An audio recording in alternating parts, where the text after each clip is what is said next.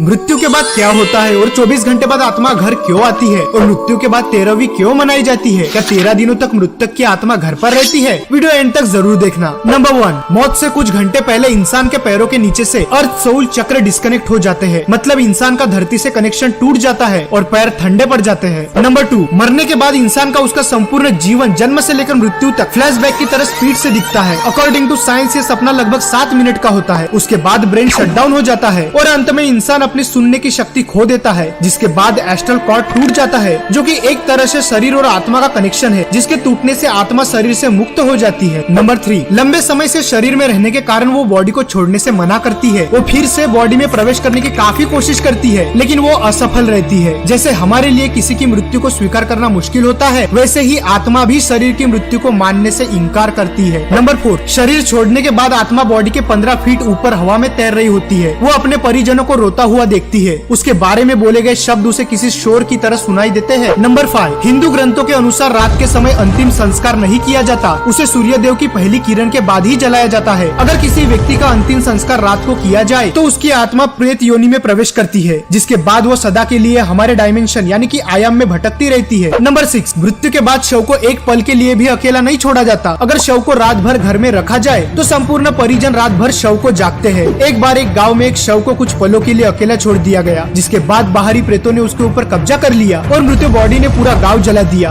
गांव में हनुमान जी का एक मंदिर था। भूतों प्रेतों से भरी हुई बॉडी जैसे ही हनुमान जी के मंदिर के सामने से गुजरी, उन आत्माओं ने हनुमान जी की मूर्ति देखी और फिर डरकर उस बॉडी को छोड़ दिया। तब से लेकर आज तक कोई भी डेड बॉडी को अकेले छोड़ने की गलती नहीं करता। नंबर 7, अंतिम समय में 2 यमदूत आते हैं। वो मरने वाले के साथ जैसा उसने संपूर्ण जीवन लोगों से व्यवहार किया था, ठीक वैसा ही व्यवहार उसके साथ करते हैं। अगर मरने वाला अच्छा आदमी है तो वो इजीली प्राण त्याग देता है, परंतु वो पापी है तो यमदूतों के टॉर्चर से वो तड़प तड़प कर मरता है। नंबर 8, जिसके बाद आत्मा को एक प्रकाशमय गुफा से होते हुए यमदूत यमलोक लेके जाते हैं। रास्ते में वैतरणी नदी पार करते हुए आत्मा को जाना होता है। ये नदी आग से लथपथ होती है। जिसने अच्छे कर्म किए वो इजीली इस नदी को पार कर लेता है, लेकिन अगर कोई पापी व्यक्ति है तो उसे काफी पीड़ा भोगनी पड़ती है। नंबर 9, जिसके बाद उस आत्मा को यमराज के सामने खड़ा कर दिया जाता है। फिर चित्रगुप्त जी उस व्यक्ति के पाप और पुण्य का लेखा जोखा यमराज के सामने रखते हैं। उसके कर्मों के आधार पर उसे स्वर्ग या नर्क भेजा जाता है। गरुड़ पुराण के अनुसार कुल 36 प्रकार के नर्क है। यहाँ बताई गई यातनाएं किसी की कल्पना से भी खतरनाक है। नंबर 10, अगर कोई व्यक्ति सुसाइड यानी आत्महत्या करके प्राण त्यागता है तो उसे और भी कठिनाई सहनी पड़ती है, क्योंकि उसने निर्धारित समय से पहले ही हार मान ली। ये शरीर हमारा नहीं है, ये किराए का मकान है जिसे कुछ समय के लिए यूज करने के लिए मिला है। ये मिट्टी का है और एक दिन मिट्टी में ही मिल जाएगा। नंबर 11, गरुड़ पुराण के अनुसार हमारे वास्तविक जीवन में किए गए हमारे कर्म ही हमें स्वर्ग या नर्क दिलाते हैं। उसके बाद अगर कोई साधु या तपस्वी है तो उसे मोक्ष की प्राप्ति हो जाती है। नंबर 12, सबसे बड़ा सवाल, ये सब बातें हमें कैसे पता?